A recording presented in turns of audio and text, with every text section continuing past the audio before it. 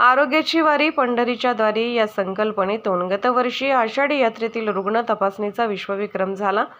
यानंतर यंदा आषाढी यात्रेत गोपाळपूर, वाखरी, 3 रस्ता आणि 65 एकर अशा 4 ठिकाणी शिबिर होणार आहे। यंदाच्या वर्षीचे शिबिर हे गतवर्षीच्या तुलनेत सर्वाधिक रुग्ण तपासणी करून गेल्या वेळेसच विक्रम तोडेल, असा विश्वास राज्याचे आरोग्यमंत्री तानाजी सावंत यांनी व्यक्त केला आहे। आषाढी यात्रेत सलग दुसऱ्या वर्षी महाआरोग्य शिबिर आयोजित करण्यात आले। या शिबिराच्या नियोजनाची आढावा बैठक आरोग्यमंत्री तानाजी सावंत यांनी पंढरपूर येथे घेतली आहे। यावेळी शिवाजी सावंत, जिल्हाधिकारी कुमार आशीर्वाद उपस्थित होते। यंदाच्या वारीत नव्याने आणखी एक शिबिराचे केंद्र वाढवण्यात आले आहे। आज आषाढीची वारीसाठी एक नियोजनबद्ध उपक्रम कसा राबवला पाहिजे, कारण आरोग्याची वारी पंढरीच्या दारी हे दुसरं वर्ष आम्ही साजरा करतोय। मला वाटतं भविष्यातसुद्धा हे निरंतर सेवा महाराष्ट्र शासनातर्फे संपूर्ण वारकरी पंथाला दिली जाईल असं मला वाटतं।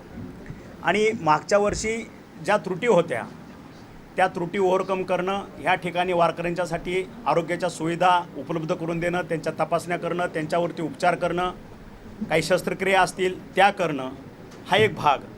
आणि त्याच्यानंतर ज्या ज्या ठिकाणी दिंडीनी प्रस्थान ठेवलेलं आहे त्या ठिकाणाहून पंढरपुरापर्यंत आगमन होईपर्यंत रस्त्यामध्ये काही कॅज्युलिटी झाली तर त्या ठिकाणी त्याला गोल्डन आवर्समध्ये उपचार मिळणं, फर्स्ट एड मिळणं, तात्काळ सेवा उपलब्ध करून देणं, त्यांच्या सुविधा चेक करणं, शुद्ध पाणी देणं, जे काय अन्नदान त्या ठिकाणी होत असतं किंवा वारकरी आपापल्या दिंडीमध्ये अन्नदान शिजवत असतात त्याच्याही व्यवस्थित चेकिंग करणं, की जेणेकरून कुठलीही कॅज्युलिटी घडू नये, ह्या प्रिकॉशनरी मेजर्स घ्यायच्या सूचना दिलेल्या आहेत, मागच्या वेळेसही दिल्या होत्या। आणि मग मागच्या वेळेस वाळवंटामध्ये काय अडचणी तयार झाल्या, ट्रॅफिकच्या पंढरपूर शहरामध्ये काय अडचणी तयार झाल्या, डॉक्टरांच्या बाबतीत आम्ही काय निर्देश दिलेले होते, ह्या सगळ्या बाबीचा मागच्या वेळेस आलेल्या अडचणी ह्यावेळेस कशा दूर करायच्या ह्याच्यावरती ही संपूर्ण आढावा बैठक घेऊन त्याच्यावरती सांगोपांग विचारविनिमय झाला आणि त्या पद्धतीनं ह्याच्यावरती रेमेडी कशी द्यायची ह्याचाही निर्णय घेण्यात आलेला आहे। आणि मागच्या वेळेस तुम्ही बघितलं असेल की दिंड्यांनी प्रस्थान ठेवून 15 दिवस झाल्यानंतर आम्ही ह्या पद्धतीचा निर्णय घेतला की आपण आरोग्याची वारी पंढरीच्या दारी हा उपक्रम राबवू। आणि तेवढ्या शॉर्ट पिरियडमध्ये सुद्धा आम्ही ते आरोग्य शिबिरं किंवा वारकऱ्यांचा तपासण्या अतिशय यशस्वीपणे पार पाडण्यास सक्सेस झालो। जवळपास 11.5 लाख वारकऱ्यांच्या तपासण्या आम्ही पूर्ण केल्या। आणि तुम्ही बघितलं असेल की सगळ्यांच्या साक्षीनं आपल्याला महाआरोग्य शिबिरं ज्या पद्धतीनं राबवली, तपासण्या ज्या पद्धतीनं राबवल्या, त्याच्यासाठी आपल्याला गिनीज बुक ऑफ वर्ल्ड रेकॉर्डमध्ये आपली नोंद झाली। आणि मला वाटतं ह्यावेळेस प्रत्येक दिंडीने आपलं प्रस्थान ठेवलेल्या जागेपासून माझा आरोग्य विभाग त्या ठिकाणी तैनात आहे, त्यांच्या आरोग्याची काळजी घेण्यासाठी तत्पर आहे। आणि पंढरपुरातून पूर्ण ही आषाढी वारी व्यवस्थित पार पडून ज्यावेळेस आपले वारकरी आपापल्या गावी आपापल्या घरी परततील त्यावेळेस मला वाटतं की हा आकडा मागच्या वर्षी जो आम्ही आकडा केलेला होता ते रेकॉर्डसुद्धा तोडण्याची वेळ ही माझ्यावरच येणार आहे, माझ्या खात्यावरतीच येणार आहे। आणि ते अतिशय चांगल्या पद्धतीनं यशस्वीरित्या आम्ही पार पाडू। RTI खाली माहिती घ्या, त्याच्यावरले एक्झॅक्ट आकडे तुम्हाला समोर येतील। मला वाटतं त्या ठिकाणी प्रशासन तर तुम्हाला अशी दुटप्पी माहिती देणार नाहीत, हा लक्षात। बऱ्यापैकी जवळपास 70 ते 80% खर्च हा भैरवनाथ शुगर वर्क्स लिमिटेड उद्योग समूह ह्या माध्यमातून केला गेलेला आहे। तुम्ही त्याचे साक्षीदार होता। आणि औषधाचा जो खर्च असेल तेवढाच खर्च आणि लोकांच्या काही शासकीय जी लोकं आली त्यांचा TADN पगारी हाच विषय असेल। बाकी आमच्या धर्मेंद्रनी जे काही NGO आणले, त्यांनी चष्मे आणले, त्याचंही मला वाटतं कुठं आम्ही काही बिलिंग किंवा त्या लोकांनी काही केलेलं नाही। हा समाजसेवाचा उपक्रम आहे, समाजसेवा म्हणून आम्ही ह्याच्याकडे बघतो। आम्हाला मिळालेली समाजसेवेची एक संधी आहे, ह्या भावनेतनं आम्ही ह्या ठिकाणी सेवा उपलब्ध करून देतो।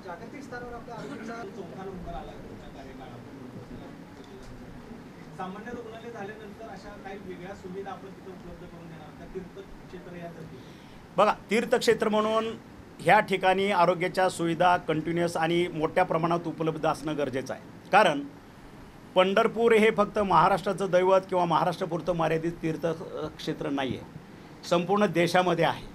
आणि विविध राज्याची लोकंसुद्धा आपापल्या पद्धतीनं आपापल्या सोयीनं ह्या ठिकाणी येऊन आपला माथा टेकवला जातो। आणि मला वाटतं ह्या ठिकाणी पंढरपूरची ट्रान्झिट लोकसंख्या, ट्रान्झिट म्हणजे येऊन सकाळी येऊन संध्याकाळी जाणारी, कमीत कमी 1 लाख ते 2 लाख आहे। आणि त्या हिशोबाने ह्या ठिकाणी आरोग्यसेवा उपस्थित असणं, तयार असणं, रेडी असणं, सज्ज असणं हे गरजेचं आहे. आणि म्हणून काही मंडळांनी किंवा वारकरी पंथानं सुद्धा, सांप्रदायिक पंथानं, की 1000 बेडचं ह्या ठिकाणी हॉस्पिटल होणं गरजेचं आहे आणि त्या मताशी मी सहमत आहे. जसा माझ्याकडे प्रस्ताव येईल, आज 1000 बेडचं समजा असेल तर त्या ठिकाणी 500 खाटाचं रुग्णालय हे महिलांच्यासाठी आणि 500 खाटाचं रुग्णालय हे जनरल वॉर्ड म्हणून ह्या ठिकाणी तैनात असणं अपेक्षित आहे. कारण तेवढा मोठा आज एक ज्याला म्हणू आरोग्याचा ताण ह्या लोकांवरती पडतो.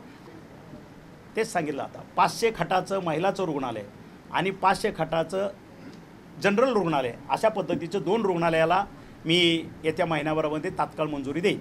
सध्या पावसाळा चालू आहे, डेंग्यू आणि चिकनगुन्याची साथ सध्या म्हणजे त्या ठिकाणी झाली शहरामध्ये आहे. त्या पार्श्वभूमीवर काही काम केले नाही, ह्या ठिकाणी आमच्या साथीचे नियंत्रण करणारी जे यंत्रणा आहे त्यांना कार्यान्वित केलेलं आहे. आणि ज्या ठिकाणी ज्या विभागात आता बघा, काही भागामध्ये पाऊस पडतो, काही भागामध्ये अजून उष्णतेची लाटच आहे. ज्या ठिकाणी अशा पद्धतीचा पाऊस पडून डेंग्यू किंवा अशा साथीच्या रोगाचा फैलाव व्हायला लागलेला आहे त्या ठिकाणी मी माझ्या खात्याला अवगत केलेलं आहे की ताबडतोब यंत्रणा घेऊन फवारणी असलेली औषधं असेल त्या ठिकाणी जाऊन तपासण्या करणं हे गरजेचं आहे आणि ती यंत्रणा कार्यान्वित केलेली आहे. शिवाजी सावंत सरांनी ओपीडी बरोबर आयपीडी सुद्धा 50 बेडची वगैरे अशी आपल्याकडे मागणी केली. काय त्यामध्ये निर्णय झाला का आजच्या बैठकीत? कुठं आरोग्य शिबिरांमध्ये वारीमध्ये ओपीडी बरोबर आयपीडी पण 50 बेडपर्यंत असणार. नाही, IPD एका ठिकाणी इतक्या मोठ्या प्रमाणात करणं शक्य होत नाही. कारण हे टेम्पररी आहे, सगळं तंबूतले हॉस्पिटल असतात आणि आपल्याला टेम्पररी फक्त गोल्डन आवर्समध्ये त्या पेशंटला त्या ठिकाणी एक सेटल करणं गरजेचं असतं. एकदा पेशंट त्या ठिकाणी सेटल झाला तर आमच्या जिल्हा रुग्णालय किंवा जिल्हा उपरुग्णालयामध्ये त्या ठिकाणी त्याला तातडीनं हलवता येईल आणि पुढच्या सगळ्या तपासण्या आणि पुढचे उपचार त्या ठिकाणी करता येतील. त्याच्यामुळं एवढ्या मोठ्या प्रमाणात तंबूतलं हॉस्पिटल करणं शक्य नाही आणि त्याची गरजही वाटत नाही मला. समाधान अवधानी बहिष्कार टाकला यावेळी काही वेगळं अजून काही यामध्ये समावेश? नाही, आता मागच्या वेळेस ज्यावेळेस आपल्या तपासण्या झाल्या त्यावेळेस आरोग्य विभाग, महाराष्ट्र शासन ह्या मोफत सेवा नव्हत्या. पण 15 ऑगस्ट 2023ला तो आम्ही कायदा पास केला आणि 15 ऑगस्ट 2023पासून महाराष्ट्रामध्ये संपूर्ण शासकीय दवाखान्यांनी संपूर्ण सेवा ह्या मोफत केल्या. त्याच्यामुळं तुम्ही बघितलं असेल 15 ऑगस्ट नंतर ज्या सेवा मोफत झाल्या त्याच्यानंतर आमच्या शासकीय दवाखान्याची IPD OPD वाढली आणि ती नुसती वाढली नाही तर तिप्पट चौपट वाढली. त्याचे तुम्ही त्याचे साक्षीदार आहात. इचलकरंजी वगैरे कोल्हापूर बघितलं, ज्या ठिकाणी 100 IPD होती त्या ठिकाणी 200-300 IPD झाली. OPD 200 होती त्या ठिकाणी 1000 OPD झाल्या. आणि त्याच्यामुळं गेल्या वर्षी औषधाचा तुटवडा प्रत्येक दवाखान्यात निर्माण झाला. आणि त्याच्यानंतर ज्यावेळेस खात्यानं ह्याचं आत्मचिंतन केलं त्यावेळेस लक्षात आलं मोफत उपचार ही उपक्रम चालू केल्यामुळं औषधाचा तुटवडा पडतो आहे. त्यामुळं तात्काळ माननीय मुख्यमंत्र्यांनी आम्हाला आदेशित केलं की अशा पद्धतीची औषध खरेदी 100% औषध खरेदी त्या ठिकाणी लोकल लेवलला द्या. माझ्या खात्यानं तो उपक्रम राबवला. औषध खरेदीत तात्काळ प्रत्येक जिल्हा रुग्णालयाला किंवा त्या ग्रामविकास विभागाला घेण्याची आम्ही परमिशन देऊन टाकली. आपलं पंढरपूर उपजिल्हा येस तेही सांगितलेलं आहे. संपूर्ण ठिकाणी चांगल्या प्रेशरनं चांगल्या पद्धतीनं 24/7 त्या 7 दिवसामध्ये पंढरपूर शहराला आणि ज्या ज्या ठिकाणी असे टेम्पररी कनेक्शन दिले आहेत वारकऱ्यांच्यासाठी त्या ठिकाणी चांगल्या फोर्सनं पाणी उपलब्ध व्हावं आणि स्वच्छ पाणी हे उपलब्ध व्हावं ह्या सूचना दिलेल्या आहेत. संपूर्ण शहराला सांगितलं ना, उपनगर आलीच त्याच्यामध्ये. माझ्यापर्यंत काय आलेलं नाही कारण हा शासनाचा कार्यक्रम आहे, आरोग्य विभागाचा कारभार आहे आणि त्या ठिकाणी सन्माननीय आमदार म्हणून माननीय समाधान आवताडे यांनी यायला पाहिजे कारण त्यांच्याच मतदारसंघातला हा कार्यक्रम आहे.